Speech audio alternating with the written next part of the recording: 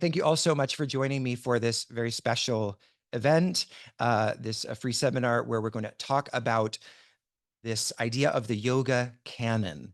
And there's really a lot to say about that. And, it's impossible, of course, to explore the various aspects of that in a single seminar, in a single kind of hour and a half session is how long I hope it will be. But I'll also talk about an opportunity to dive more deeply into these various texts. So this is, for those of you who've seen our promotions for the sadhana school, this is in some ways a prerequisite. It's a way of kind of situating ourselves in relation to sort of the vastness of the yoga tradition. And then as we dive more deeply into the sadhana school, we will be kind of focusing then, we'll take a particular area of the tradition and focus very deeply on that and explore that. So I'll talk a little bit more about that later.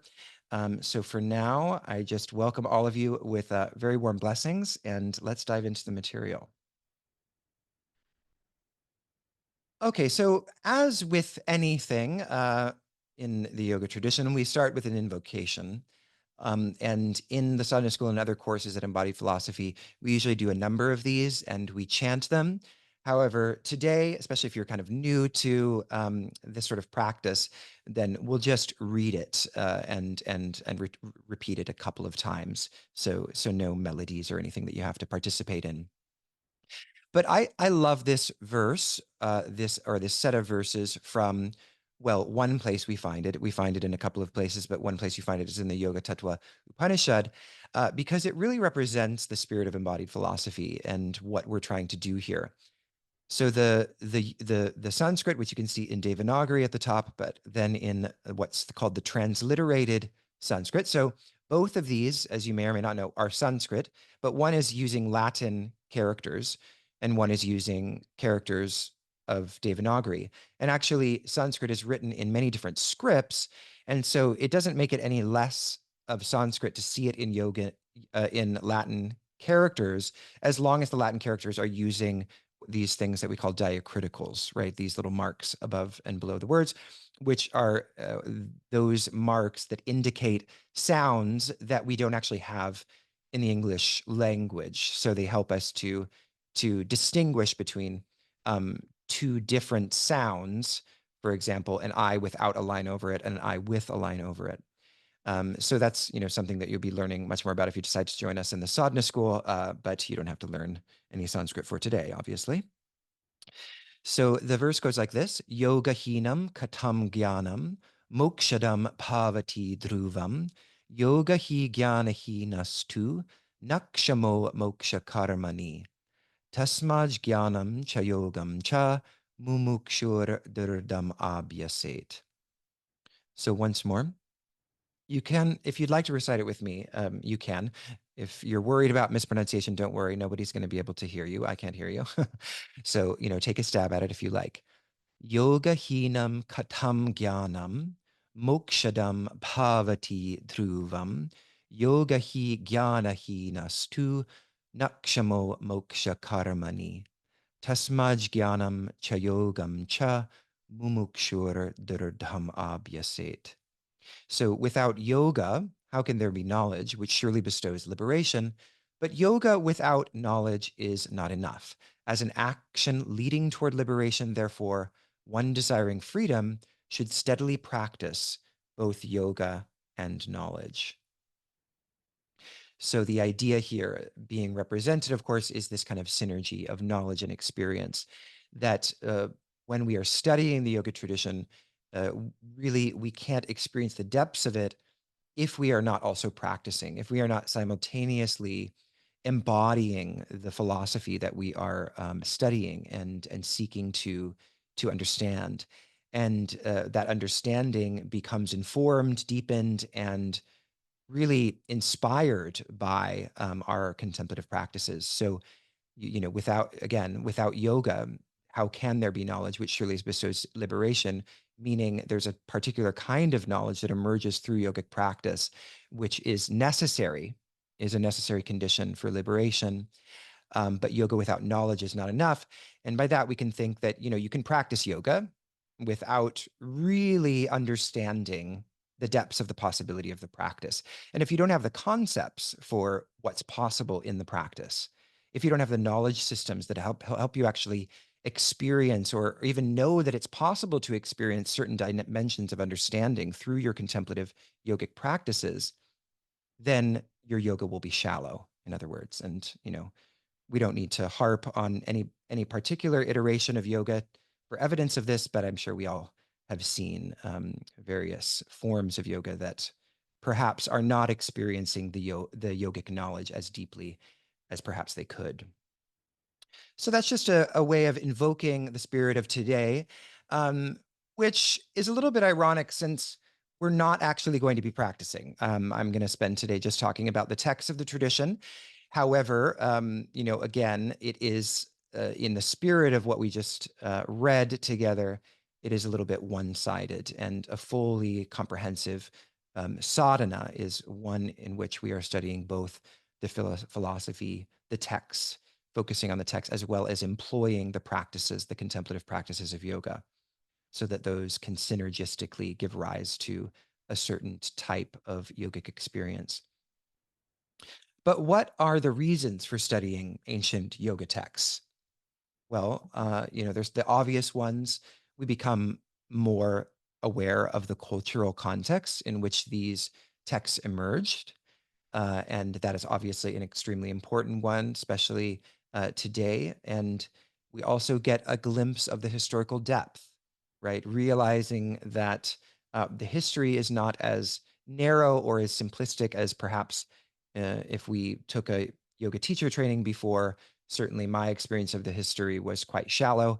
And that's not to criticize the yoga teacher trainings. It's just to point to the fact that actually the historical depth is something that was relatively unknown until recently. In other words, there's this interaction between kind of the mythological projections, which cohere a sense of the history of yoga, and then there's sort of more westernized history, and somewhere in between is where we find this experience of yogic historical depth.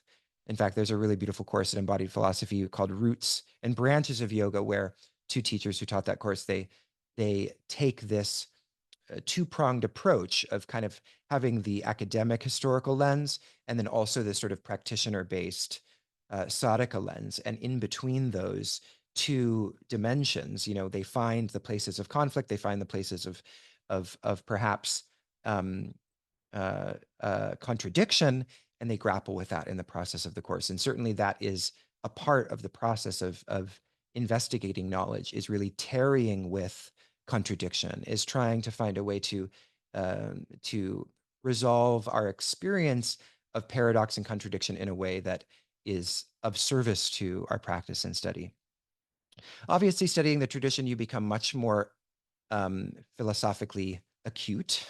You become more knowledgeable and discerning about the philosophical heritage of the tradition. It is not as simplistic as it is often taught. It is a very wide-ranging tradition. And again, we are only just beginning to scratch the surface because there has been such a long history of many of these texts not being translated, and many of the texts still are untranslated. I often, when I speak about kind of the excitement of what's possible in terms of what we have still to discover and what we have to still learn about the yoga tradition, I compare it to, for many of us who are socialized in a kind of European tradition where we have these canonical Western thinkers that we've learned about. And when we are taught about the origins of Western culture, we're told that, it was the ancient Greeks and Plato and Aristotle were our forebears. And there was a time, right, historically, when these texts were discovered, right? They were discovered. There was many, many texts that were discovered. Some of them continued to be passed down, but some were discovered. And now there's really kind of nothing to discover. I mean, maybe perhaps someday, some archaeologist will discover some texts hidden somewhere. But generally speaking, we know all there is to know about the philosophical tradition of Greece. Whether or not we are interpreting it the right way is another question. But we have an awareness of the range of texts that are available to us. And, scholars have spent decades and even centuries ad nauseum interpreting and reinterpreting these foundational texts of the Western tradition. So the difference in the place we're at today is that we're still discovering these texts. Many of the texts are still in libraries that are very difficult to access. So they are being, protected, or in some instances not so protected, because the harsh climate of certain areas of India make it difficult for palm leaf manuscripts to survive. And so, but there is much more attention on filling the gaps in our awareness of the history of the textual tradition. And so this is a very exciting time to be studying yoga, because seemingly every day a new text has been translated by someone who has taken an interest, certainly, as we'll discover, in the Hatha yoga tradition, which I'm sure many of you are here because of. And there's been very exciting work being done in that vein that I'm sure you're familiar with. So then, of course, the effects on the personal practice, the way it enlivens practice, the way it cultivates a sense of inspiration and a spirit of wonder in one's practice, the opportunity to deepen and sustain the modern yoga community. So this is if you showed up at the Future of the Yoga Teacher Conference, this is sort of what I was harping on about, that I think the future of yoga really requires us to return to the roots, because it is really what people are seeking, right? I mean, the physical yoga, which is as delicious as it is, in many of its incarnations, it's just not reaching toward that, ultimate liberative goal that the tradition is talking about. And therefore, if that's what we're all seeking, if we're all seeking in some form or another liberation, which is essentially what the yoga tradition tells us, whether we realize it or not, we're seeking awakening. We might be seeking it through material possessions. We might be seeking it through some sort of romantic partnership, but we're seeking to awaken, to be fulfilled. And the yoga tradition says, well, the only way to do that is to sort of to tarry with this process of reaching toward the ultimate kind of source of existence. So if we want the modern yoga world to survive, insofar as we can begin to more deeply introduce these deeper teachings and incorporate them into existing, for example, modern postural yoga practices, and give people a doorway to discover these deeper teachings, that is really, I think, a great service to the modern yoga world, certainly. And that's really what the spirit of the sadhana school is all about. And I'll talk about that later. So spiritual insight, of course, obviously is a no-brainer with regards to studying these texts. You will discover ways of thinking about your own experience and about your own awareness, about your own knowledge, that are just not available in this current paradigm of our cultural conditioning. And that is an incredibly beautiful experience to have, right? To discover that, the way that I was sort of taught is the only way to think about certain things is actually not true. There have been other cultural circumstances in which different trajectories of spiritual experience were possible, and there's no reason why I can't follow in these footsteps. So before I begin talking specifically about text, which is why you're all here, I wanted to just, honor and point to the fact that each one of you, in my view, is here because of an experience of Shaktipat, or Shaktipata, as it's described in the yoga tradition. Meaning, if you've heard about some traditions of meditational yoga, for example, the Siddha Yoga tradition, the Siddha Yoga organization, they do what's called Shaktipat intensives, and this is kind of essentially what's it's the idea of initiation. But in the textual tradition of the Shiva Shakta tantric tradition, there's a distinction between having an initiation, in other words, receiving a practice from a teacher, and the descent of power in one's life that turns someone toward an interest in spiritual experience, spiritual awakening, or yogic insight. So in my view, all of you have come here today because at some point in your life, and maybe it's always been there because it preceded you in another lifetime, or perhaps something took place in your life that shifted your orientation and turned you toward an interest in a depth of spiritual insight. that experience is referred to as Shaktipata.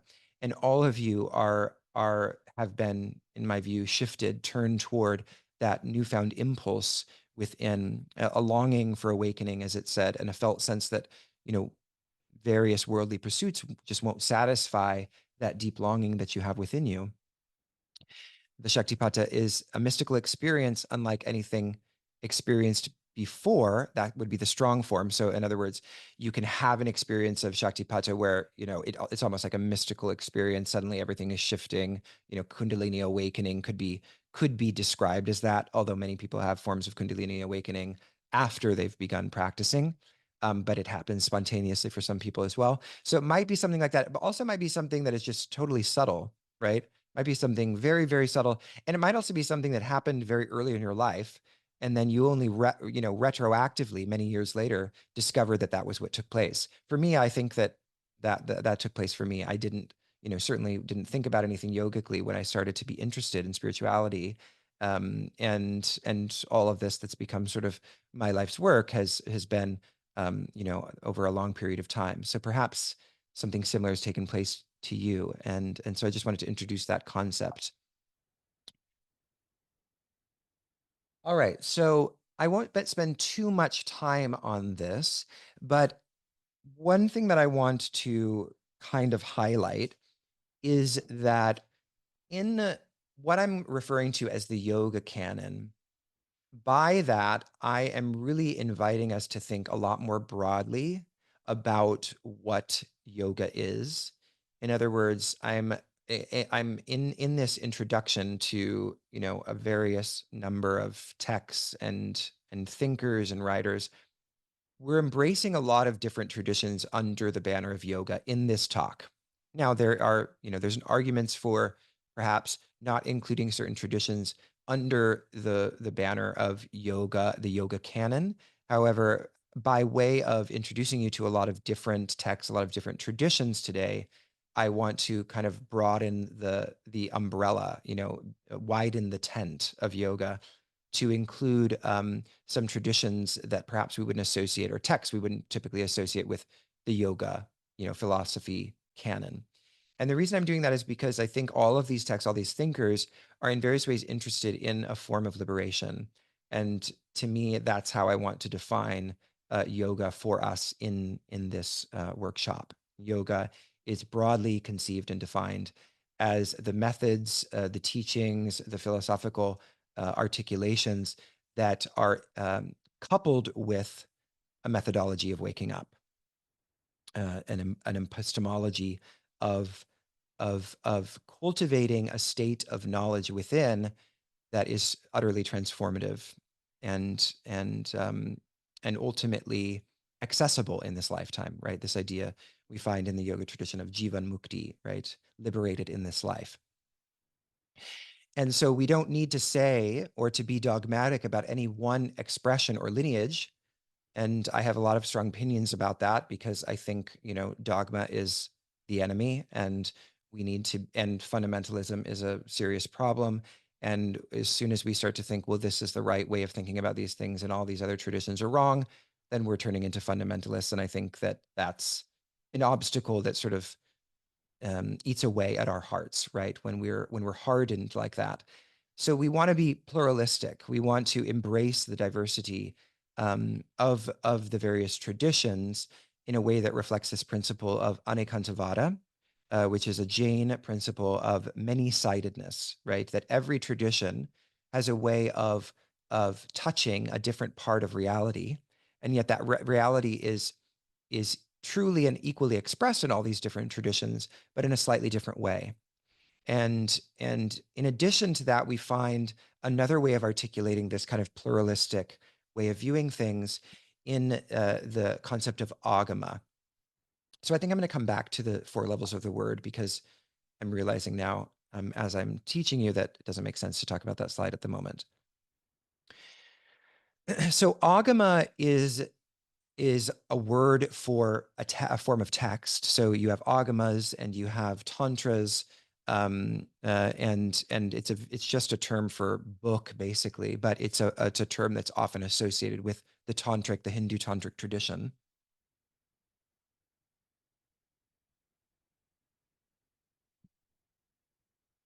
And, and yet we find, especially in Abhinavagupta's work, this beautiful way in which Agama is said to encompass all expressions of language, all traditions of thought are embraced within this concept of Agama. So I just wanted to share a few verses here.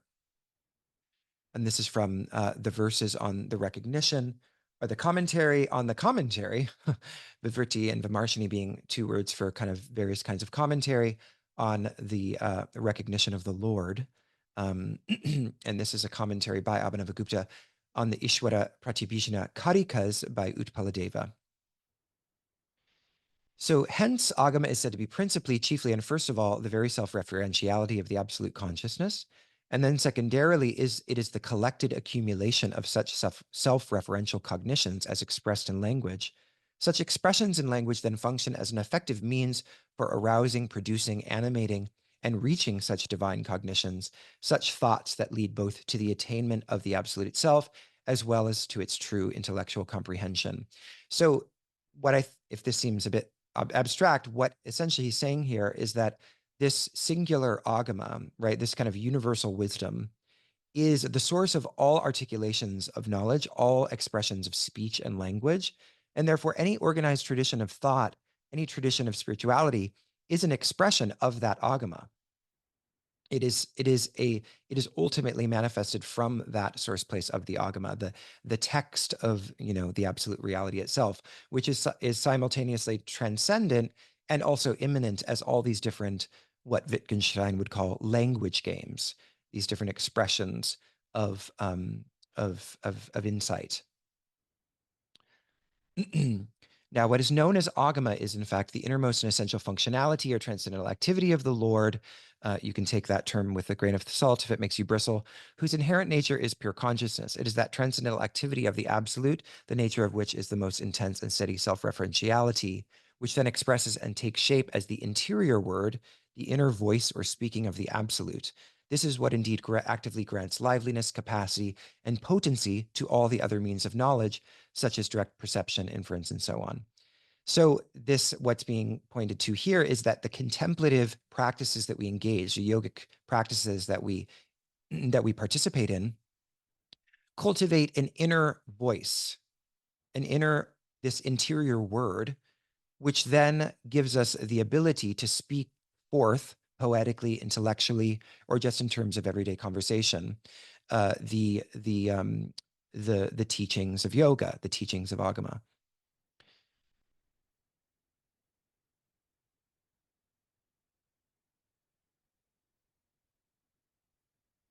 So I just want to get to one important, okay. So all the various traditions, here's the kind of the real points that I think this series of verses is making. All the various traditions, the ordinary ways of the world, the Vedic, the teachings of Sankhya, of yoga, of the Vaishnava Pancharatra. So this is the Tantric Vaishnava Bhakti tradition. The Buddhist teachings, the way of the Jainas, the systematic exposition of the Nyaya, the sequential exposition of the grammarians, the dualistic Siddhanta Shaiva teachings, the Tantras, the Shaktas, and so on. All of these, according to the Swachanda Tantra, and in other authoritative texts of the Shaivas, are said to arise from the absolute, right? And you can set aside the faces since we're not going to be talking about that. But it's essentially saying that, again, this agama speaks forth all the various traditions. Indeed, there is in truth but one singular agama. Upon it, everything else is based and founded, from the worldly doctrines, right? So even secular forms of knowledge, up to and including the teachings of the Vaishnavas, the Buddhists, and the Shaivas. Okay. So what is a canon?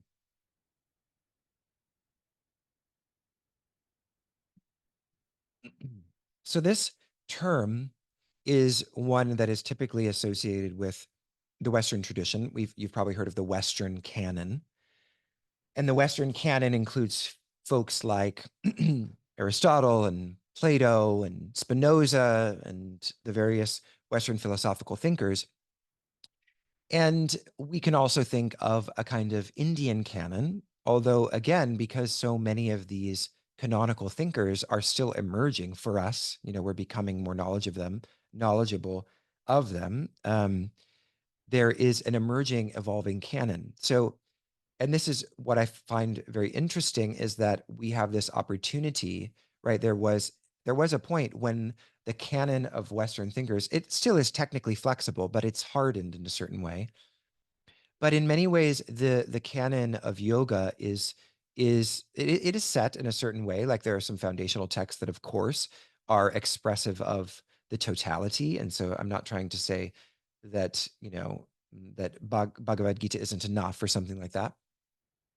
But there is the sense in which we live in this very inspiring time where we get to embrace a larger canon of texts, because more are becoming available to us. And the question really is, what are the core texts? What are the kind of canonical texts when there are so many? And as we'll discover, there are many texts, hundreds, if not thousands of texts. And hundreds, if not thousands of those texts are untranslated. And so today, as we now move into a listing of many of these texts, please note that not everything that you've probably heard of will be listed. So, if you know of a text that's not listed, that is totally natural. There are many, many texts, and obviously had to make a decision. I do list a lot of texts, but I had to make a decision on sort of what to include, because the canon is so vast. But cannot, canon, we can think about canon sort of small c as the entire corpus of the Indian and yogic philosophical tradition. And that would even go on to include the tradition of modern inquiry into yoga, that, yes, also happens to happen in the West as well as in India. So, we want to be able to embrace modern theorizing and philosophizing about yoga as also an expression of the yoga canon. But then we can also think of a big C canon, where that certain texts are expressive of a kind of effulgence of a particular dimension of the tradition, and therefore are unique in their ability to really get to the heart of something very important in terms of the yoga tradition, right? So, so when we think about, say, certain commentarial texts, right? There are many, many, many commentarial texts on every, core text you could think of. Like, for example, the Yoga Sūtras. There's many, many commentaries on the Yoga Sūtras, certainly countless commentaries on the Bhagavad Gītā. We don't really have time in this lifetime to study all of them, but we might take an interest in one or two. And it's up to us, sort of as students and scholar practitioners, to take the time to sort of reflect on what may be the most fruitful text for us to study. But I have a few ideas, but I don't claim to be the final word on this. This is just an opening. This is not me claiming to know exactly what the canon of yoga should look like or will look like. It is a process of evolution and unfolding that is a part of kind of this yogic liberative knowledge process of acquiring yogic knowledge. So we can broadly categorize Hindu literature into four kind of departments, and they correspond to the four purusharthas, which are the purposes of the kind of purposes of human life. Arthas means like the means of man. Purusha being here translated as man or person, and artha, which means like object or purpose or meaning. So the four kind of meanings of life, essentially. And we have artha, which is a material prosperity. And there we have a text called the Arthashastra of Kautilya that's very famous. Of course, there are many more. Kama, which is that area of human life that corresponds to desire or love. And of course, many of you will have heard of the Kama Sutras of Vatsyayana, although obviously there is a lot of distortion and misunderstanding of this text. And hopefully someday someone will clear up all that misunderstanding and teach us about what the text really says, although there are some good sources out there already. Dharma, which is duty or right conduct. And of course, here we are thinking about the Dharma Shastras, notably the laws of Manu, or the manusmriti. So dharma, duty or right conduct. And then finally, moksha, liberation. So this is sort of, depending on how you look at it, the most important purposes of a human life. And there, the literature that corresponds to moksha is all the philosophical literature that is concerned with methods that help one to seek and or gain liberation.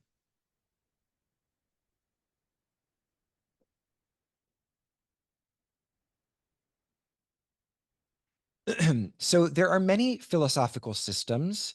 And so I'm going to give you the broad picture here, and then we'll focus it a little bit. Because many of you have probably heard of the 6 Astika schools, the Astika schools of Indian or Hindu philosophy. And then there are the Gnostica schools. We'll get that into a second. But before we narrow in on that, I just wanted to kind of give you the breadth because, well, actually, never mind. I think it makes more sense to start here because actually, uh, this is where many people start. But actually, this is if we start to look more deeply, this is what we kind of end up with is actually this discovery that it's even more complicated than what often gets passed down as sort of the core traditions of Indian philosophy or Hindu philosophy. So Astika means that they are answerable to the Vedas, right? They are not contradicting the Veda, right? The Veda are the ancient sacred manuscripts of India, and the Astika schools are those that consider themselves to be in the wake of the Veda. They consider themselves to be footnotes to the Veda. So we have each one of these 6 break down into pairs of 2. So you have yoga and Sankhya being the metaphysical backdrop of what's considered classical yoga. The realist schools of Nyaya and Vaisheshika. And then we have the Mimamsa and the Vedanta. And really, these are actually both forms of Mimamsa. Mimamsa just means kind of interpretation. But the Mimamsa is typically the school of interpretation that is a school of hermeneutics, which means it's a interpretive school, a school about how to interpret the early Vedas. And the early Vedas were mostly concerned with ritual performance and with doing rituals in a particular way and interpreting what the meaning of this was, why was the language of the Veda, the early Veda, so important, and why is it's a very extensive tradition, very interesting actually, and it becomes important in many later schools, particularly the work of Abhinavagupta. And then we have Vedanta, which is an interpretive school of the Upanishads. So the Vedanta essentially, which there are many Vedanta schools, as you'll see in a second. But of course, the one that we know most popularly is the Advaita Vedanta. That's what's been sort of passed down as the kind of sine qua non of Vedanta. But there are actually many Vedanta schools, and they don't agree on everything. So, but the Vedanta is essentially what they are concerned with are the Upanishads, and the Mimamsa again and the Upanishads, by the way, are the end of the Vedas. That's why it's called Vedanta, because it means end of Vedas. And the Upanishads are considered part of the Vedas, but they come at the end, which means they're later texts, right? They're not as early as the original or the early Vedas. And they're very different, right? They essentially jettison the concentration or preoccupation with ritual performance and say that liberation is possible through forms of meditation. And that's why the Upanishads are different from the earlier Vedas. And they're, really in the Vedas, if we think of Upanishads and the early Vedas, we're really looking at kind of 2 different, in some ways, religious systems, or at least the way that the religious system is articulated or performed, because the traditions deriving from the Upanishads are much more contemplative. They're not so concerned with ritual, and and so we could say, although there are many kind of ways in which this isn't necessarily true, because ritual becomes important later on as well, but in some ways, much of kind of modern yoga and certainly modern meditation is a kind of footnote to the Upanishadic form of interiorized yoga, where you're looking to experience the self within. and that's ultimately something that derives from the Upanishads, is where we first find that. Then there are the unorthodox schools. So this is sort of a term of denigration, because these schools were considered to be not honoring the Veda, and therefore they were, kind of outcasts in a certain way, or rather they based themselves on a rejection of the Veda in many instances. And those schools are Jainism, Buddhism, Charvaka, which is the materialist school, right? So they don't believe in, they believe in material reality. They don't believe in a soul or liberation. And then Ajivika, which actually has kind of, you hear about it sometimes, but it's basically been lost. We don't have any texts, but we have references to texts. We have references to the Ajivikas. In other words, in other philosophical texts, they're mentioned, but we don't have any of their texts that have survived that we know of. And the Ajivikas were basically hardcore determinists. They thought that everything is exactly as it's supposed to be and will be, and there's nothing you can do about it. So not really that surprising that perhaps it became a not very popular school, didn't survive, because nobody wants to believe that their life is completely determined and there's no freedom at all that's possible. So perhaps that's why it didn't last the test of time. And then other schools, we have Shiva Shakti Tantra, which is also a school and a corpus of texts that have only recently become, I mean, recently as in within the last several decades, become much more of interest. And it was almost a tradition that was completely lost. And this is another area, in addition to all the Hatha Yoga texts that are being translated, this is a huge area of a lot of work being done, a lot of interest in the tantric texts. And indeed, we will be focusing on a lot of those tantric texts in the sadhana school. Then we have Vaishnava Bhakti, and then Vyakarana, which is the grammarians. And by the way, these schools also consider themselves to be in line with the Veda, but they're not included in the Astika schools, partly because, well, this might be getting too down the rabbit hole, but there's sort of a historical political reason why they weren't included, because they're more deity focused, right? They're more they're more focused on deities, on gods, right? Shiva and Vishnu, or Krishna in the case of Vaishnava. Vyakarana is not concerned with deities. It's a grammarian school, but it's also where we get Panini's grammar, which is a very important text for all kind of future Sanskritists.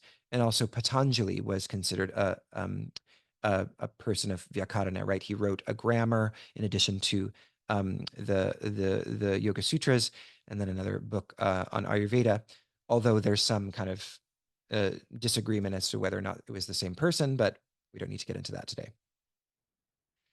All right, so the categories we'll focus on, and I'm just going to explore this in various ways. We have classical yoga texts. We have, oh, sorry, let me go back to here actually. So then, since we have here, this is kind of what is most popularly written down, but this is really what it looks like, and probably there's more.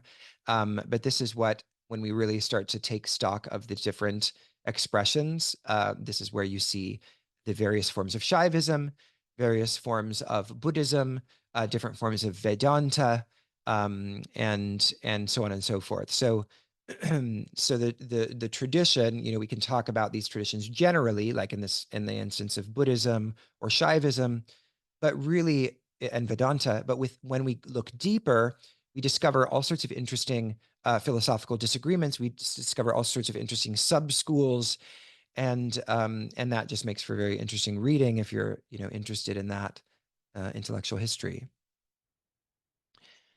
But obviously, this is a process of many years, if not many lifetimes, to explore the intricacies of all of this. So we need some place to start, right? We need to kind of focus our attention in certain departments.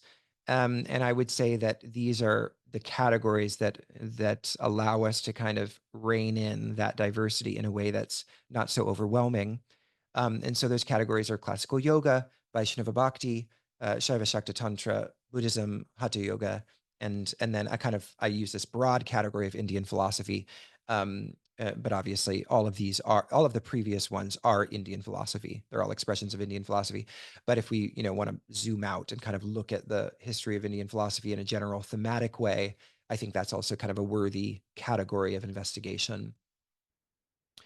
Here's a list of some luminary figures. So I'll just kind of go through a few of them, mention what they're associated with. So Bhartrhari, very important figure. He's he's a grammarian, but he's also a Vedantin. He's where we get this idea of Shabda Brahman from, this idea of Brahman being the supreme word, which actually then becomes appropriated by the Shaiva Shakta Tantrikas when they do their schema of the 4 levels of the word.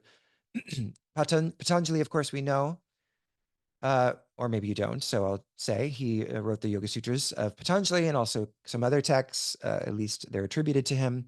Ramakrishna is a more contemporary Vedantin, very famous teacher, actually, of Vivekananda. And we know Vivekananda because he was the one who essentially imported or exported, I guess, however you want to think about it, Hinduism to the West in the famous religion conference, World Religion Conference, Parliament of Religions that happened in the late 1800s. He essentially introduced Vedanta to the West. And there's a very interesting book on this called American Veda, where you can learn about this history of how yoga and Hinduism in general was introduced to the West through this very important figure of Vivekananda. Yajnavalkya, he is associated often with Vedanta. And then Shankara, of course, very famous Advaita Vedantin. Ramanuja is a Vaishnava Bhakti thinker. Utpaladeva, Somananda, and Abhidhavagupta are tantric Shaiva Shakta thinkers. Vasubandhu is a Buddhist thinker. So is Dignaga and Dharmakirti, and also Nagarjuna. And then Vachaspati Mishra and Vijnana Bhikshu are kind of, they explore they write commentaries on various texts from the different traditions of the Astika schools. So they're kind of multifaceted in that way. Nagarjuna is also a Buddhist. Gautama is a thinker associated with the Nyaya tradition, I believe. Panini is a grammarian. Krishnamurti is a modern kind of like, get rid of all these paths and just wake up. He's a modern thinker who is very provocative regarding the the relevance of essentially contemplative technologies. He just thought, all you need is just to realize through knowledge that who you truly are, and you don't need kind of sophisticated sequences of practice in order to accomplish that. Ashvaghosha is a Buddhist thinker. Sri Chaitanya is a is a Vaishnava thinker, very famous Vaishnava thinker, responsible for sort of the bhakti that we know today, right? The famous kind of kirtan bhakti that many of you perhaps are familiar with, and that actually the music that was playing at the beginning is essentially deriving from ultimately. He really initiated that transformation, that kind of tradition of devotional chanting. He revived it and resuscitated it. So if that's a kind of interesting path of yoga for you, then he's an important figure. Shantideva wrote the famous Buddhist Bodhisattva's Way of Life. Shantideva wrote that, or the Bodhicharya Vatara. And then Siddhartha Gautama is one of the Buddhas, and Kumarila is associated with the Mimamsa tradition.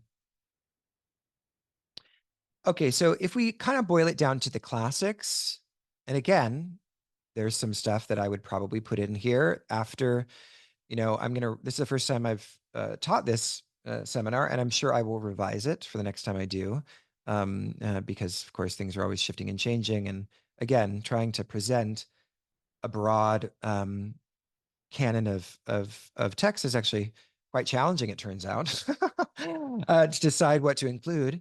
That was my struggle. So the classics, we could say, are the Upanishads, the Sankhya Karikas, the Yoga Sutras, Bhagavad Gītā, Shiva Sutras. The Brahma Sutras are the famous sutras associated with many Vedanta traditions have commentaries on these sutras. Ashtavakra Gita, this is often associated actually with the Vaishnava school. It's interesting, but it's also kind of associated with Vedanta as well. But many people consider Bhakti, Vaishnava Bhakti, to actually be an expression of Vedanta. So depending on how you look at it, it's the same thing. Avadhuta Gita, often associated with a form of Shaivism, and then the Bodhicharyavatara, which is the Bodhisattva's way of life. And again, there are more. I just wanted to list a few classics in case you were like, this is way too much. I need just a list. And I'll share these slides with you as well if you're interested. Although at the end of the presentation, I also have kind of a reading list for you to get you started. If you're just like, whoa, where do I go from here? Okay, so on the right here, we have Siddha Lakshmi. She's a Nepalese tantric deity. And so here's a list of some of the most important Shaiva Shakta texts, tantric texts. We have the Shiva Drishti by Somananda. This is really where the Pratyabhijna tradition begins. Pratyabhijna is the philosophy of recognition, this idea that all we have to do through our philosophical articulations and also our practice and study is to awaken ourselves, recognize who we truly are, to recognize ourselves as the absolute consciousness. So he begins that tradition, and then the Ishvara Pratyabhijna Karika is by Upaladeva, and that's a commentary on Somananda's work. And then we have there are actually various texts by Abhinavagupta, commentaries that I think I'm mentioning in another slide, that are commentaries on the karikas of the recognition of the Lord. That's the verses on the recognition of the Lord is the translation of that. Spandakarikas is, of course, a very famous text. Often the Shiva Sutras and the Spandakarikas are considered sort of the core texts, kind of the seminal texts of Kashmir Shaivism. A lot of the Kashmir Shaiva tradition is sort of expressed through these texts. And if you are interested in the Shiva Sutras, I taught a course on it very recently, and it's available in the Wisdom School if you want to dive into that. And it's a very beautiful text. And really, through that text, you can discover a lot of the core essence of the Kashmir Shaivite tradition, which is the Hindu tantric tradition. Malini Vijayotara Tantra is another important text from Kashmir Shaivism. And then this is perhaps, if you study two texts of Hindu tantric tradition, the Shiva Sutras and the Vijnana Bhairava Tantra. The Vijnana Bhairava Tantra is an absolutely gorgeous text, very meditation-based manual that really begins with this kind of premise of everything is a doorway to the divine. So it's a text full of essentially different ways of using the breath, using forms of visualization to kind of access this state through some of the most kind of mundane and ordinary aspects of life. So it's an absolutely wonderful text, and really there's not as yet a really great translation of it, although there are translations that I'll share with you. The Netra Tantra, the Tantra of the Eye. This is an important text, lots of commentaries on it. Shiva Stotra, Sivatrota Avali is a series of hymns by Utpaladeva, very beautiful set of hymns to Shiva. And you can find a beautiful translation of this by Constantina Rhodes, who actually also did teach some courses with us over the years, although she's not teaching anymore. She's retired. But she wrote a wonderful translation very early on in her academic career on these hymns to Shiva by Utpaladeva, who again was, this is what's also beautiful, right? Is that at the same times that these figures were like incredibly important and sophisticated philosophers like Utpaladeva, who wrote this work, Ishvara Pratyabhijna Karika, this very philosophical work, he also then wrote these hymns to Shiva, these incredibly love-drenched mystical poems to Shiva. And this is sort of a very common thing we find in the Indian tradition, these incredibly sophisticated philosophical thinkers writing very serious philosophical arguments, also writing, the most beautiful poetry you can imagine. Swachanda Tantra is also an important text, and the Kulananiva Tantra. Okay, so those are just a few. So Hatha Yoga texts, right? Some of you are probably interested in these, and probably maybe you thought this is what you were going to be mostly learning about in a seminar on the Yoga Canon. So this is a very exciting time for Hatha Yoga, and there's many texts that were translated for this project called the Hatha Yoga Project that was led by Jim Mallinson, who's now at Oxford. Lovely guy, wonderful scholar. And he worked very closely with Jason Birch, who is sort of his protege in a certain way, and a number of works written by either Mallinson or Birch, or Mallinson and Birch. And many of these are available. In fact, the Yoga Taravali was just recently published. You have to order it through this really annoying way, but you can look it up. It's essentially a French publisher that is in India, and you have to order it through their website, and it's complicated. Anyway, it's not Amazon, in other words. And that publisher actually has done a lot of the publications that you find listed on the left. And then other texts, important texts that are associated with the Hatha Yoga tradition, the Matsyendra Samhita is one that I did a 30-day sadhana on. And then we have a translation by Kiss. This is really kind of a text that is sort of in between kind of late Kaula Tantra. So Shakta, lots of Shakta tradition elements in there, forms of visualization, deities, yoginis, but then also Hatha Yoga and Patanjali and kind of Ashtanga yoga ideas sort of brought together and fused in this very interesting work.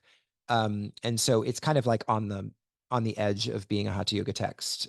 It's not sort of as pure Hatha Yoga as some of the other ones.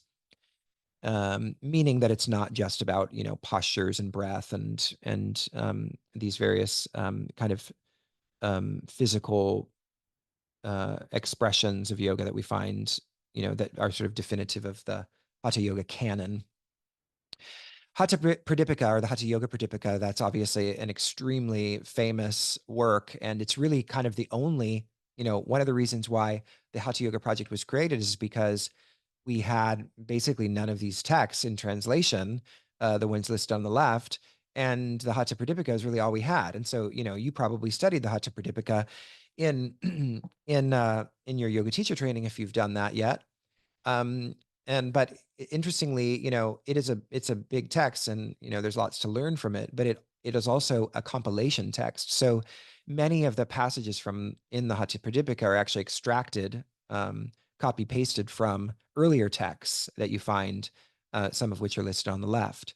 So this is just another way in which our historical understanding has shifted, right? This text that we sort of take to be canonical and like the most important text on Hatha Yoga that there is a compilation text, and we're learning more and getting a deeper understanding of the text by having these other texts translated.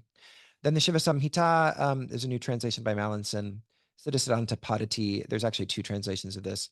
And the Khichari Vidya is there's a translation by Mallinson. I think it's was kind of adaptation of his PhD project. Abhinavagupta, who's my sort of all-time favorite. I'm a big fan. These are sort of the three categories of his text. So he has, sorry, some of the transliteration here. I did this quickly and then didn't go back and edit. So some of the transliteration is missing, especially on the aesthetics texts. So some of his tantric texts, the Paritrishika Vivadana, the Tantra Loka, that's sort of his seminal text. We just actually got a full translation in English of this by Mark Duskovsky.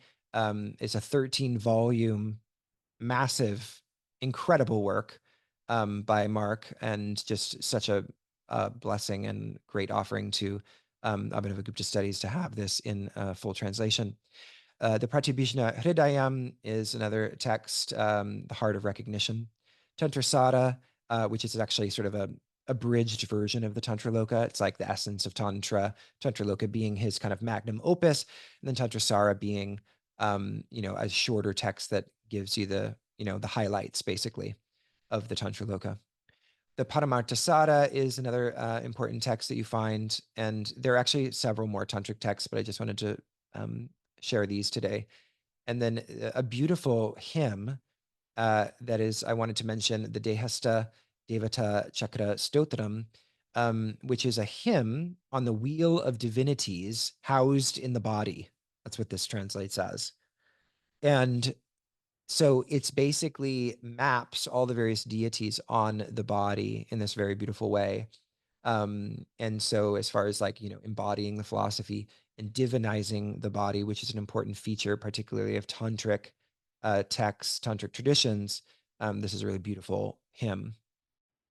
And then he did 2 works on aesthetics, one on Dhvani, which is this the essence of poetry as manifestation or evocation. So the idea being that that the point of poetry is to create an experience in the reader of poetry that is kind of epiphenomenal of the content of the poetry. In other words, the elements of the poem produce a felt state. They manifest by virtue of reading them. They manifest a certain state in the reader, and that state is called dwani.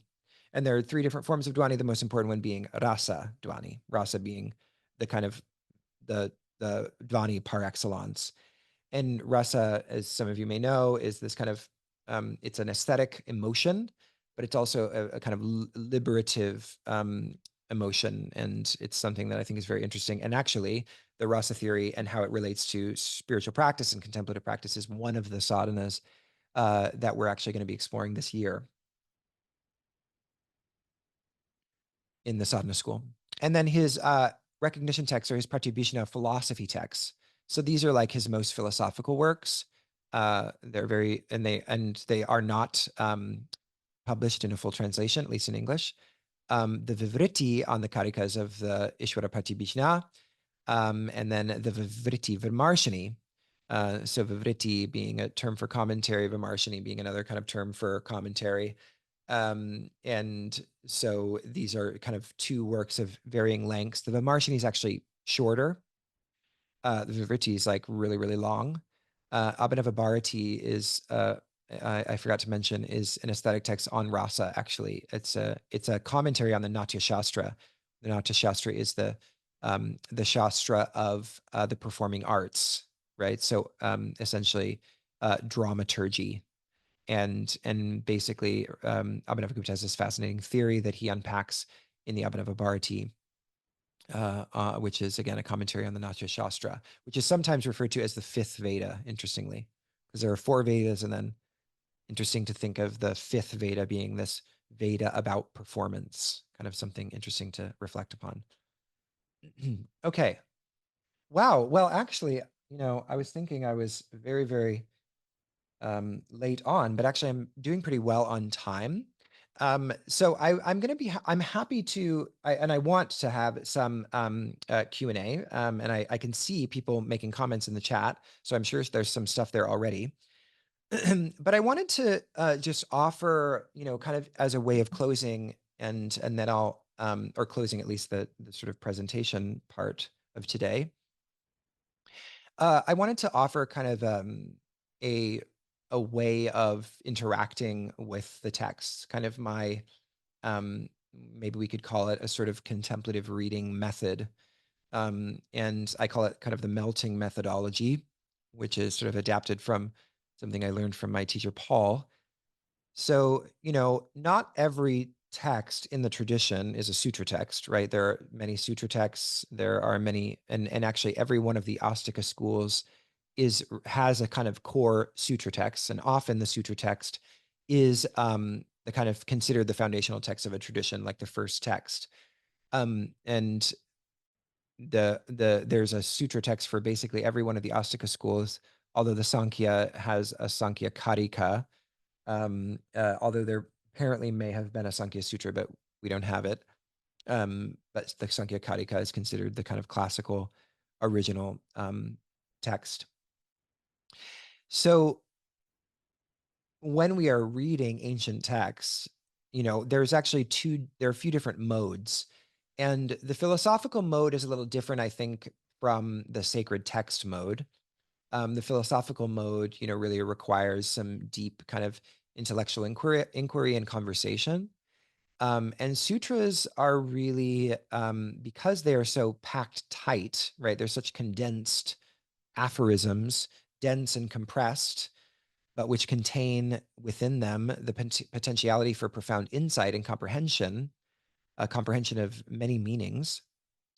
So in that sense, we don't want to simply approach a sutra text in a purely intellectual sense, right? We want to actually study a text and really any text, honestly, of that is teaching something about contemplative experience is referring to felt states of spiritual luminosity that one encounters in one's contemplative practice. You know, we we can enliven the in investigation of those by making sure that we stay grounded in our practice. But that is especially true with sutras. Sutras are certainly not meant to be studied and chucked to the side, right? They are meant to be they are meant to be kind of engaged with again and again. And one certainly does find that when one returns to a sutra text that one studied earlier in one's life, perhaps that this text suddenly scintillates with an incredibly different aliveness. And that's a really beautiful thing about these kind of these texts, is that they have so many layers of meaning that we only have access to some of those layers of meaning depending on the condition of our lives. And the condition of our lives will continue to unfold toward expansiveness, toward deeper states of awareness as we continue to implement and engage with our contemplative practices.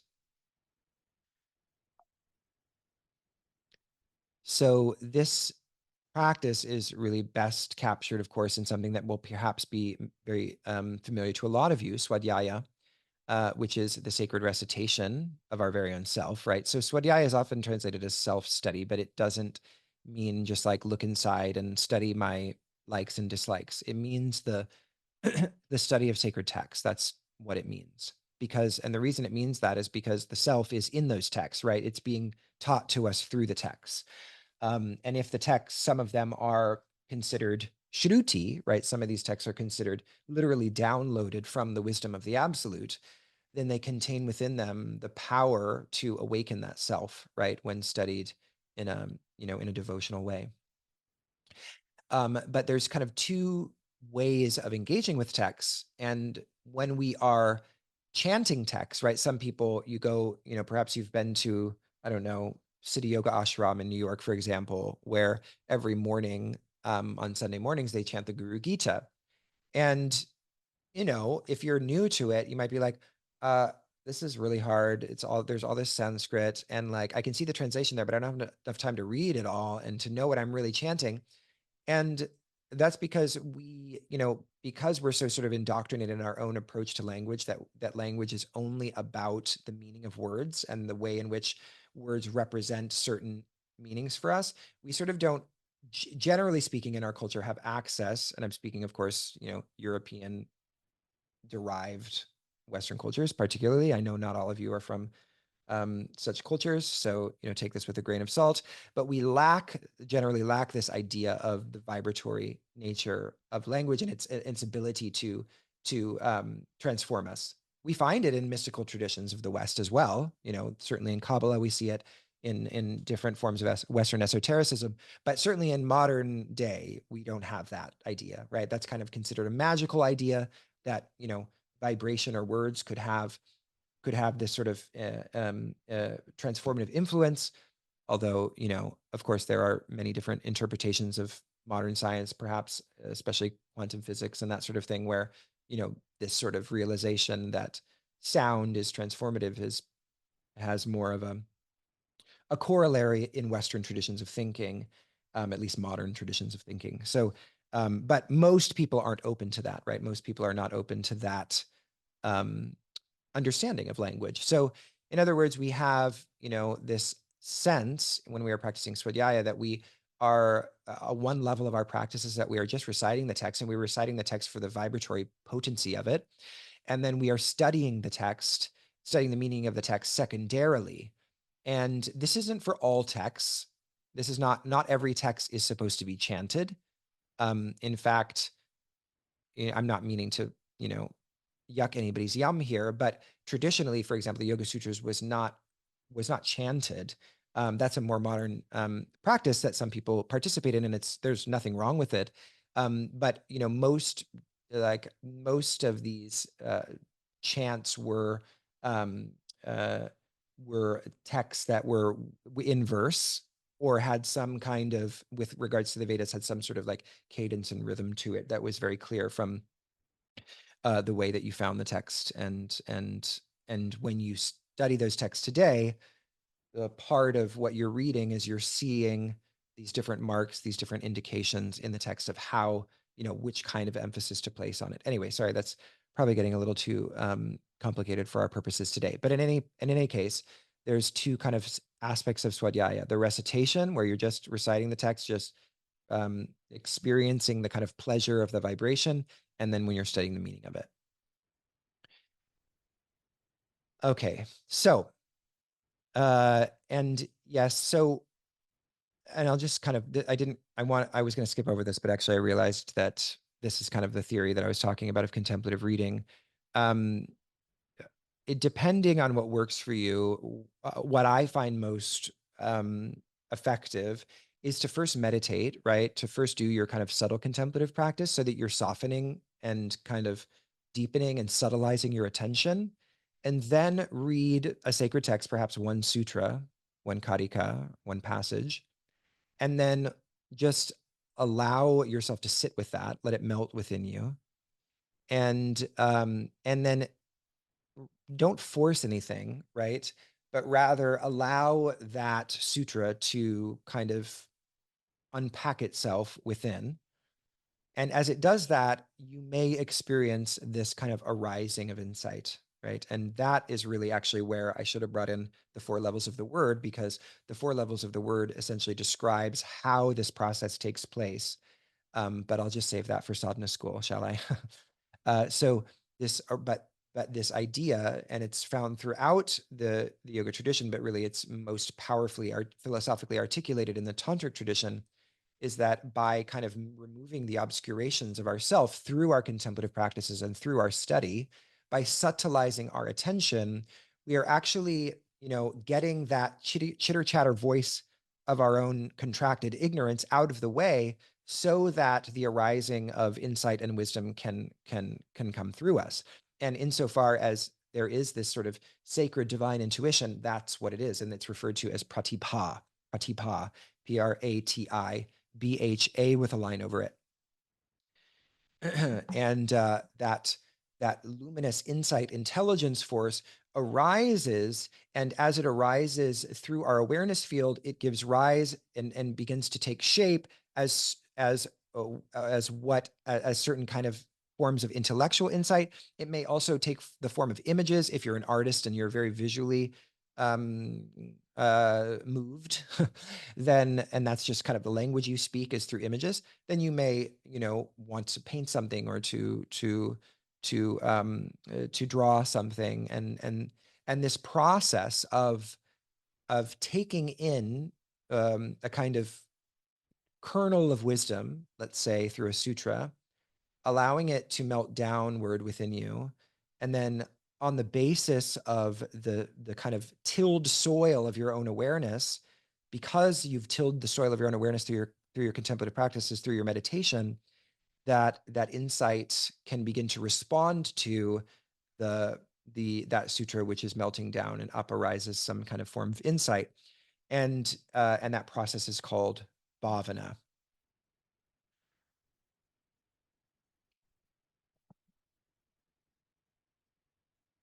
Okay, so let's give you a little reading list, and then I'm going to talk about sadhana school for 1 second, and then I'm going to open it up to questions, because I know there are some, or I'm assuming there are some. So if you have to get a few books, you're like, I came here because I wanted you to give me some books, Jacob. Like, where are the ones I should buy? I need something practical. This is where I would begin. I know it's a lot, so I put them in sort of decreasing order of importance, I would say. Although, that's just my opinion. There could be other views on this, but there's many different ways to think about what you should start with. I mean, maybe it makes sense to start with a kind of historical philosophical overview before you dive into some specific text. So if you did that, you might start with The Truth of Yoga by Daniel Simpson, who is a friend of ours at Embodied Philosophy, did a course with us, and he's written a really great overview of the yoga tradition. And then the Yoga Sutras of Patanjali. My favorite translation is with Edwin Bryant, and he also has taught a course on the Yoga Sutras and some other courses for embodied philosophy. But other people find other translations more helpful. I mean, the Yoga Sutras, the translation by Edwin is challenging. I would say it is for scholar practitioners, but many people experience it as way over their heads and really a very scholarly book. So if that is you, there are other, quote unquote, easier translations. Bhagavad Gītā, obviously, there's a translation by Laurie Patton, but there are countless options for translations. The Upanishads also, there's countless Upanishad translations of the Upanishads, but the translation by Patrick Olivelle is pretty true to the material.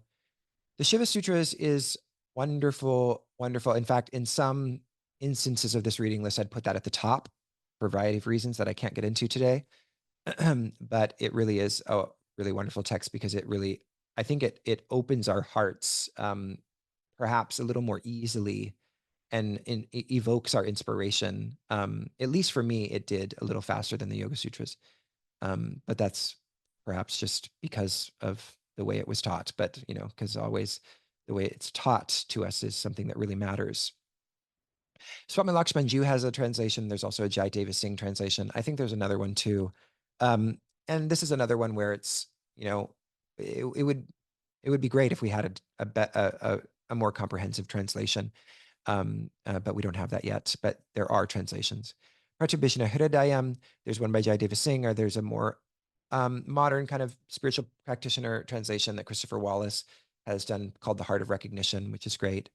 Vijnana Bhairava Tantra is obviously incredibly important. Like I mentioned, there's a Jayadeva Singh translation. There's a couple other translations. I already mentioned The Truth of Yoga. The Roots of Yoga is really good because it has a lot of passages of different yogic texts in it.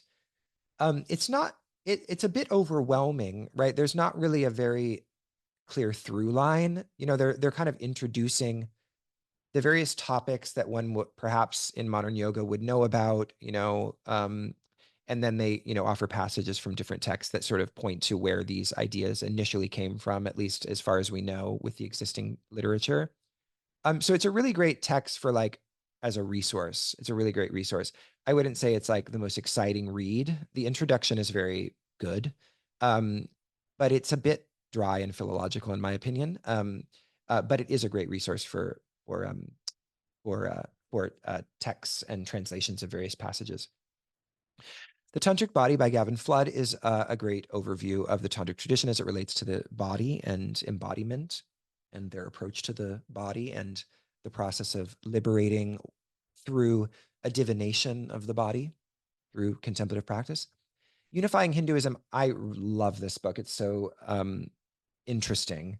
It's a idea, it basically pushes back against this idea that Hinduism was a concept that was essentially organized and consolidated by virtue of colonialism. Like colonialism essentially, British colonists arrived in India, and then there were all these diverse, different traditions, and then they kind of got pushed through the stress of colonization into this thing called Hinduism that was actually imposed upon them. Obviously, many people find this an incredibly offensive historical explanation of their religious tradition.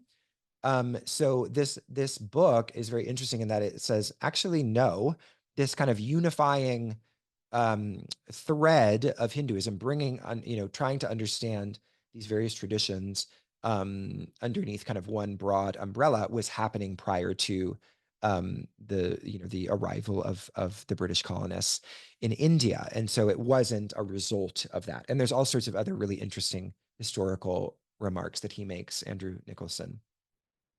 Tantra Illuminate is a great kind of almost like a textbook on Tantra. It's really, really wonderful.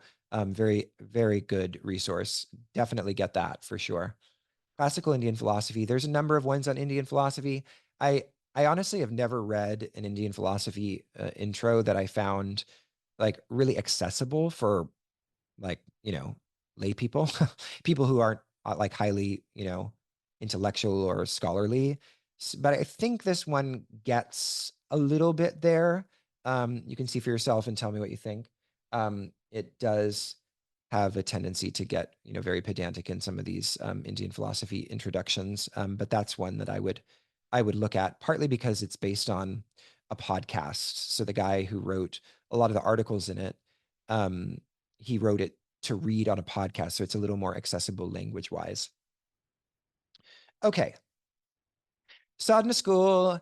So if you'll permit me to be, a slimy snake oil salesman for just 5 minutes. So the sadhana school is this wonderful opportunity, and really we've been building toward it for a long time. That I'm very proud of to begin sharing with the embodied philosophy community starting in a couple of weeks.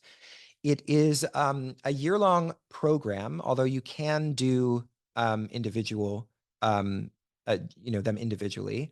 And perhaps we can share that link to Irene. Irene will share all of the links here. So there's the main landing page link, which you can see more information about sadhana school. And then I think, Irene is going to share an additional couple of links. So basically, for the next 2 days, we're offering everybody who participated, came to the seminar, $500 off the price. And you can do that either on the full tuition price, or you can do it on, there's a payment plan that Irene will drop into the chat where the $500 off is already baked into the payment plan. And it's a 12-month payment plan. And it's only available to people who have come to this talk. The sadhana school is comprised of 4 different sadhanas. 3 of them are 8 weeks long. So we'll meet once weekly for 2.5 hours for 8 weeks, starting October 22nd. And we have an orientation on October 19th. And the first sadhana, which is this fall, starting October 22nd for 8 weeks, is on the yoga philosophical tradition and the curriculum. So we'll look at classical yoga. We'll look at like dualistic and non-dualistic traditions. We'll look at the Sankhya. We'll look at Vedanta. We'll look at the Tantric tradition. We'll look at Buddhism. And each week we will introduce a different practice based on that tradition, so that we can learn a little bit about the unique expressions of practice that we find in those various yoga traditions. So that is really, will give you a comprehensive overview of the yoga philosophical landscape. And we're referring to that individual sadhana as spiritual technology, because we're learning about the various technologies of yoga. So it could also be called yogic technologies. Then in the winter, we are going to be doing a sadhana on the recognition school. So we'll look at texts from the Pratyabhishna tradition, and we're going to just explore this very rich philosophical tradition that actually has only recently become included in the list of India's philosophical schools for a variety of historical reasons that we'll talk about. And we're going to look at their debates with the Buddhists, because they have very interesting debates with Dignaga and Dharmakirti, because that was sort of who was the most popular philosopher in Kashmir at the time when the Pratyabhishna thinkers were writing. So we will explore that, and we'll explore a tantric sadhana related to the recognition of the self during that sadhana. And then we will also, in the spring, we will explore aesthetics, how drama and poetry relate to a spiritual yogic experience. That's another 8 weeks. And then we will have a 7-week retreat, essentially virtual retreat, in June. It might be July, actually, I'm forgetting the dates. And that is, to the degree that it's possible, I'll invite all of you to kind of create a container of retreat within your home. And we will spend periods in practice, in like very deep meditative practice together. You'll also have breaks to do your practice on your own. And we will also have periods of what's called mauna. So we'll go into silence twice we'll kind of go in and out of silence twice over the course of that week. So to the degree that you can do that, make that time for yourself, I invite you to do that. Although if you can only kind of make space for, let's say, the 3 days of silence because you have all these work responsibilities that you have to attend to, or family life, then that will be available to you too. So, it's flexible the way you want to interact with it, but obviously I will be trying to encourage all of you to really create that container for yourselves for us to go very deep together. And during that week, we will be studying Kundalini texts, talking about Kundalini and Kundalini awakening. And also we will be employing, in addition to very deep meditative sadhana, we'll be employing a kind of Hatha yoga practice that is sort of adapted from these texts that we find in the Kundalini tradition. Obviously, we won't be able to do all of the practice that are spoken about because some of them are impossible for modern bodies, at least for most of us. And there's really no reason for us to try to kind of, recapitulate all of these things. But, experimenting with an adaptation that perhaps is truer to the Hatha yoga that would have been practiced in the early period, or at least some semblance of that. That'll be something that we'll be experimenting with in that 7-week retreat. So again, this is actually was the first early bird. It's only available to you who are in here on this seminar, and it's only going to be available until Monday. So please join us. I would love to have you. If you still don't know if it's for you, also, by the way, this is connected to a yoga teacher training. So you can do the sadhana school, or you can also do the yoga teacher training, but the sadhana school is part of the yoga teacher training. So it's the first 100 hours of the teacher training is sadhana school. And then there's 100 hours that will start in January, where we'll be doing weekend, essentially, modules. We'll meet once a month on a weekend, and we'll explore asanas and anatomy and poses.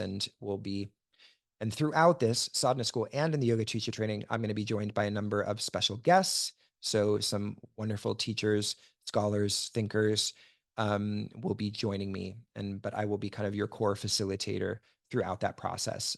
But it won't just be me.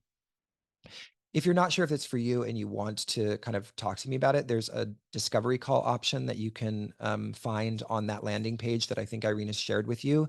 So just scroll all the way down. It says book a discovery call. It is $25 just to sort of, so that we can respect each other's time. But if you decide to join, that will just be applied straight to your tuition. So you won't actually lose $25 extra in doing that.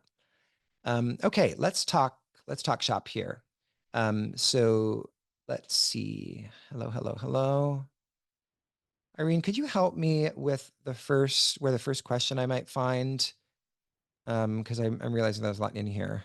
Yes, I've actually made a list. Let me DM you that right great. now. I love lists, as you can see. There you go. Where did you send it to me? Oh, in the chat? In the Zoom chat. Oh, great. That makes a lot of sense. What is the source of the verses 26, 27 that Jacob just read? 26, 27. Okay, let me look here. I think this is referring to the Agama verses. Is that correct? I think that was the ones on Agama. Feel free to correct me if I'm wrong. So, oh yeah, 26, 27. So that's all from the Tantra Loka, Annika 35. Yeah. Sorry about that. I had it on the next slide because technically it was slide 1 and slide 2 of the same text. So I'm sorry you didn't get to see that. So it's Annika 35, which means chapter 35 of the Tantra Loka. And the Tantra Loka, again,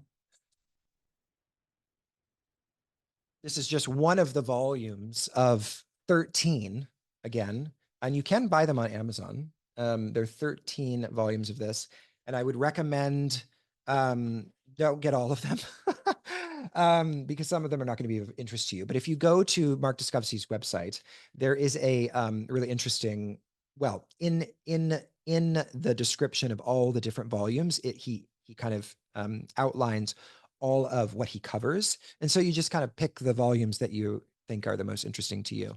But there eventually, that will be one of the sadhanas, because the sadhanas, again, if we think about what we just talked about today, like all these texts, all these traditions, my goal is really that the sadhana school will be going on for hopefully many years. And hopefully we can grow it and it can become sort of a thriving community of really devoted practitioners. That's my dream.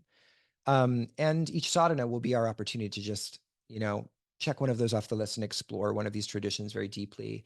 I'm not ready to teach the Tantra Loka. It probably would be like a 5-year process anyway, because it's so vast. But that is certainly something that is just a wonderful text to explore. Really, really incredible, very interesting work. Okay. Oh yes, of course, Vyasa. I actually, I don't know why I didn't put Vyasa in there. I saw Vyasa and then I was like, and for some reason I didn't add it. But yes, of course, Vyasa is there. I think the reason why is that there's a little bit of debate on whether or not Vyasa was a person, because right, there's a really interesting idea about authorship, right? Like there's very clearly authors, obviously, in the Indian tradition, but there's also times when names are used, and authors are used essentially to kind of cohere the tradition in for the lineage. So like for example, Shankara is, there are so many texts that are attributed to Shankara that is impossible for them to be by Shankara, right? Because they historically, the philologists have timelined them and have discovered that he couldn't possibly have written it, or because the writing was just not his style, and therefore, like, we can deduce that it wouldn't have been by Shankara.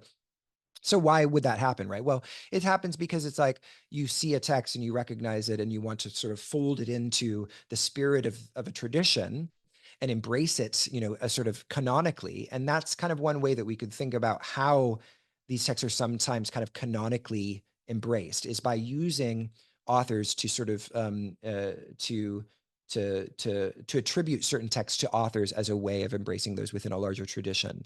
And Vyasa is certainly someone who that has been done with.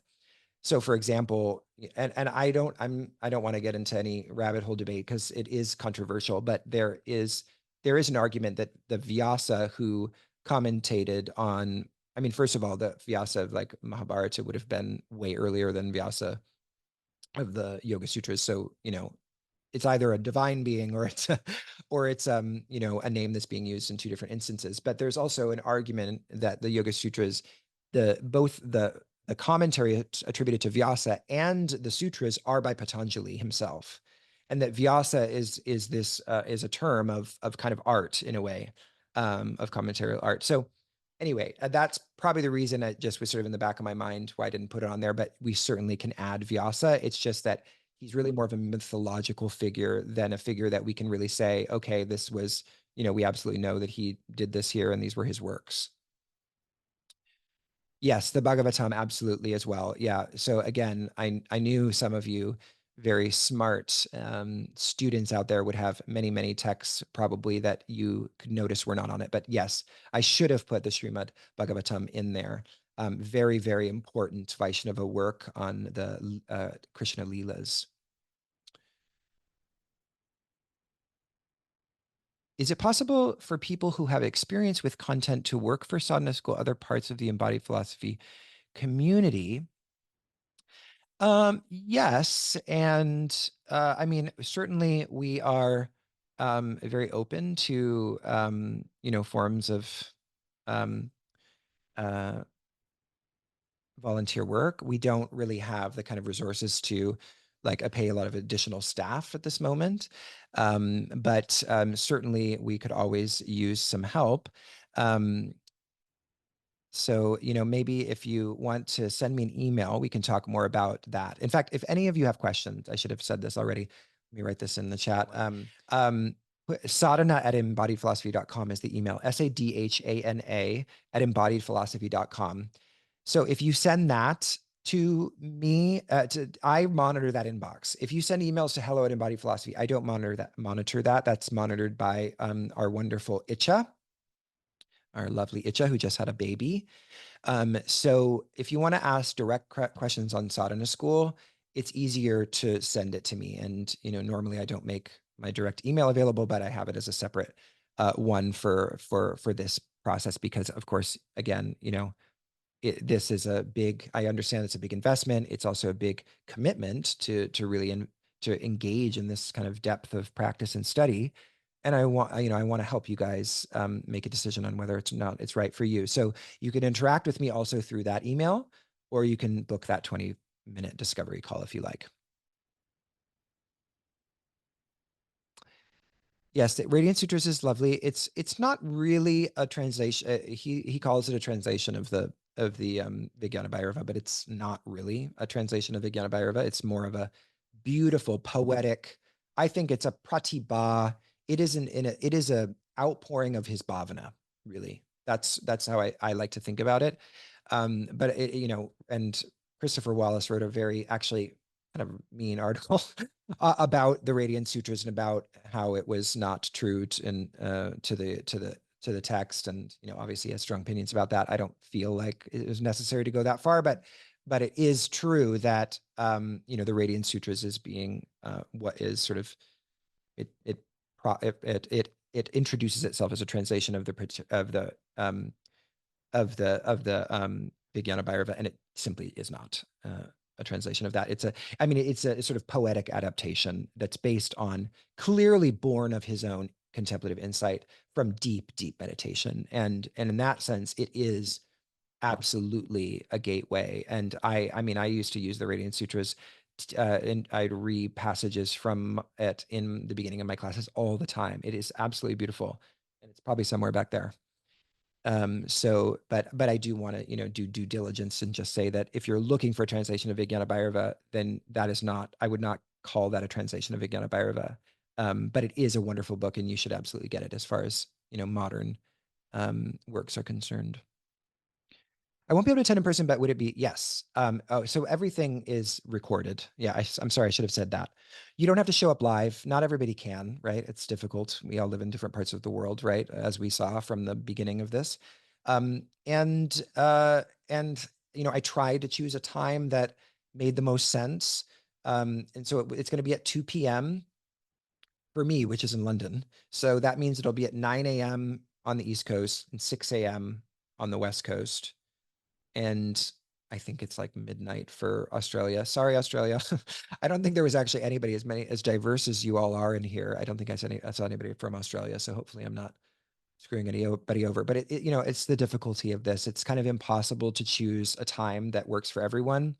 Like, you know, I could do it in the evenings and have it be later in the day for all of you, but then some of you might, if I did it when you were off work in the States, then it would be too late for me. So it's just a kind of impossible situation, and we just had to make a decision. And so I tried to do it in one that it would be available to people in the morning in the States, perhaps hopefully before people have to go to work, if you do have to go to work in a kind of more formal 9 to 5.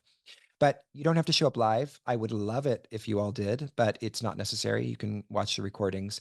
And we will have an interactive community space where we'll be able to chat together. So, and another thing I should have mentioned is that we'll also be having these periodic bonus integration or immersion intensives on the weekends throughout the year, once every month, once every 2 months. We'll have to see.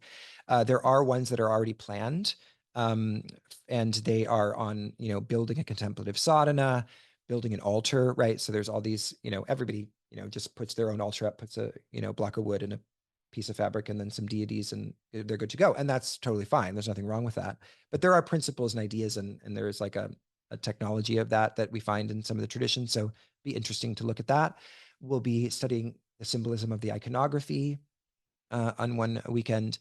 And there will be more of those that are based on your interests and what you're kind of looking for. But the spirit of those is really, okay, we're studying these esoteric texts, we're studying these wisdom texts, we're studying this philosophy, we're also doing some practices, but on the questions of how this is integrated in various aspects of my life, what does that look like?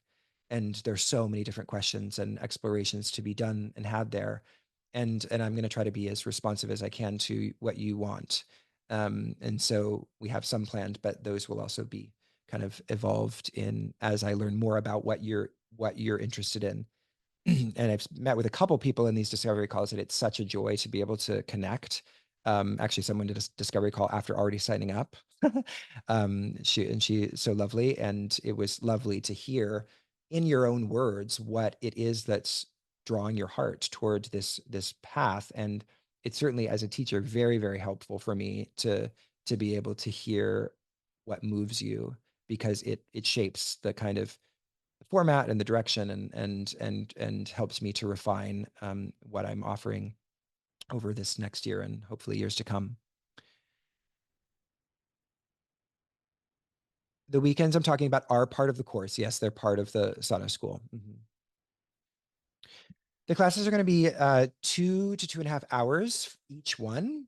I realize that that's, you know, historically, I tend to kind of go on, and so trying to be concise, but also understanding and honoring my pedantic nature, and therefore we're having slightly longer sessions. But that 2.5 is so that we can have a full 30 minutes of conversation together for those of us that want to. So, and obviously, like, this will be an intimate group. It's not going to be a huge group, and because it's already an intimate group, by comparison to some of the other things we've done in the past that are smaller or shorter, that means that the live showing up live will be really great if you can. It means that there will be more in the room, and means that there will be a richer conversation and dialogue when we get to that. Because obviously there may be some days when just it happens that everybody can't make it, right? And so I'm in there talking to the camera, teaching for 2 hours. And then at the end, there's no questions. And so then we just ended at the 2 hour mark and we cut off that last 30 minutes. So that last 30 minutes is really reserved for Q&A and discussion, but mostly they will be 2 to 2.5 hours. And, we'll get into a rhythm of that as we go along. All right. Well, maybe we can just take a moment to close our eyes and let all the chitta-vrittis dissolve.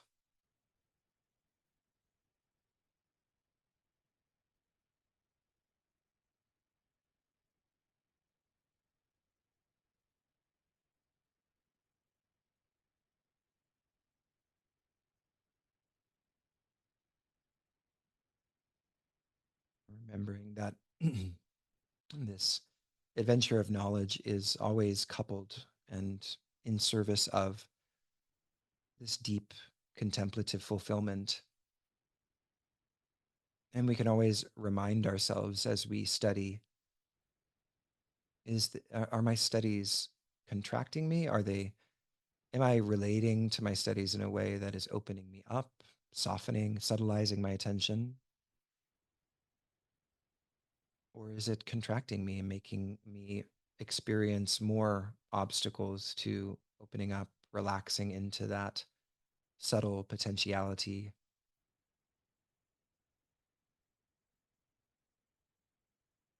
And this pulsation of expansion and contraction is what we learn about when we study the Shiva Shakti tradition, how it's so eloquently articulated.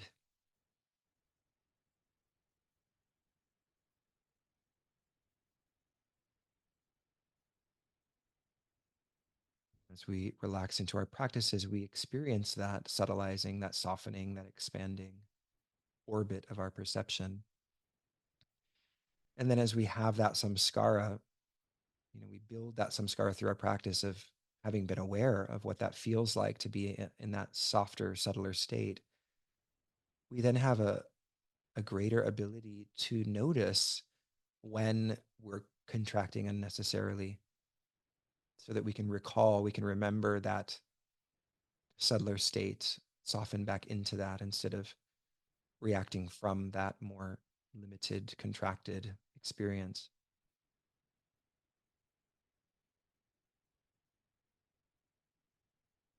So that's why we study in our sadhanas, to give us a greater scaffolding of knowledge, to expand the orbit of our perception, not to contract us into dogmatic ideas about what is true or not true, or who had the best philosophy. It's a process of broadening the coordinates of consciousness.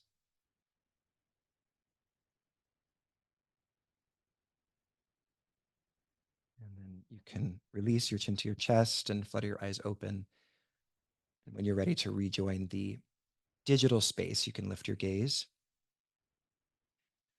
It's been such a profound pleasure to be with all of you today. Thank you for sticking around until this time. I'm really, really grateful for your time and attention and your commitment to learning more about the yoga canon. I will be super delighted to see some of you perhaps in the sadhana school. If you want to learn more, you feel you're still kind of like, I don't know, then there is a Q&A happening next weekend, another kind of free session that we'll be offering. And in that, I'll be talking about spiritual technology as a concept. I'll also be talking about this idea of the scholar practitioner. So it'll be a shorter lecture talk, it'd be like 30 minutes, and then we will talk very directly about the process, the sadhana school process. So I'll come with some questions, and then I'll answer questions to anybody. So if you don't want to do the one-on-one, you don't want to email me, but you do want to ask some questions, or you want to hear questions answered, we'll send you an email this week about showing up for that next, probably Saturday.